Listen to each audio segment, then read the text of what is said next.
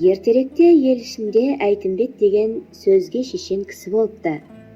Бір отырыста Әйтімбет шешенге замандастары «Достық нешеу?» деп сұрақ қояды. Сонда Әйтімбет тұрып: «Достықтың екі түрі болады.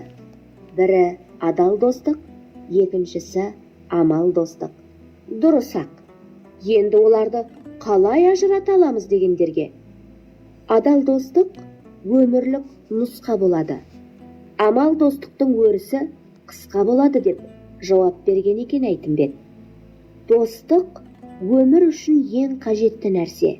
Өйткені ешкім ешқашанда игілікке түгел ие бола тұрса да, дос жарансыз өмірді қаламақ емес.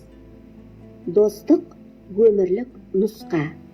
Достық адамдардың бір-біріне адал, қалтқысыз сеніп, бір мүдделі, ортақ көзқараста болатын қасиеті. Достық өзара жауапкершілік пен қамқорлықтың, рухани жақындықтың белгісі. Нағыз достық кісіге шабыт беріп, өмірде кездесетін түрлі сәтсіздіктерге мойымауға, басқа түскен қайғы мен қиыншылықты бірге көтеруге жәрдемдеседі. Дос жарандардың мінездері әртүрлі болып келуі мүмкін.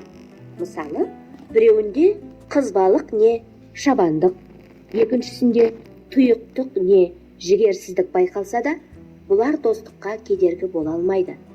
Қайта нағыз достық осындай кемшіліктерден арылуға көмектеседі. Сатқындық, екіжүзділік, өтірікшілік, өзімшілдік достықпен сыйыспайды. Қазақтың дәстүрлі әдеп жүйесінде достыққа үлкен көңіл бөледі. Халық арасында достық туралы мақал-мәтелдер жеткілікті. Дос жылатып, дұшпан күлдіріп айтады. Досы жақсының өзі де жақсы. Дүниеде адамның жалғыз қалғаны, өлгені, қайғының бәрі соның басында. Достыққа қарама-қарсы ұғым қастық пен күншілдік. Мұндай сезімге ерік алдырғандар басқаның қуаныш қызығын, ырыс бағын көтере алмайды. Дос дегеннің не екендігін білмейді.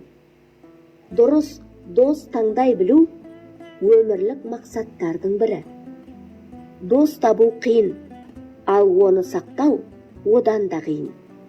Достық қатынасқа нәзіктікпен қарап, берік сақтау керек. Өйткені ол да баптауды қажет ететін нәзік өсімдік сияқты.